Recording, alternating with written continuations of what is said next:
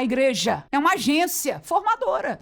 A área de educação, nós estamos trabalhando dentro dela. O contexto da educação na igreja começa na Escola Dominical. E é uma pena, eu que estou fazendo agora um estudo sobre a realidade da Escola Dominical, ver que no mundo ela está simplesmente desaparecendo. Por quê? Porque para subir o espírito que há de reger nos fins dos tempos, que é contrário a Deus e contrário a esta palavra, o povo não pode ter educação na palavra, porque se nós conhecermos a palavra, nós vamos rejeitar o errado. O espírito do erro dos fins dos dias, nós vamos rejeitar. Eu e você que amamos a palavra, quando vemos o erro, o que acontece? Nós não aceitamos. Nós vamos abrir a boca para ensinar o contrário, mas se você não tem escola dominical, para ensinar para quem você vai? Só sobra os seus filhos, que para além disso estão fora, sendo doutrinados pela cultura, pela educação e até por algumas igrejas que já estão fora deste sentimento, né, de enraigar-se na palavra de Deus. Que Deus nos guarde, irmãos.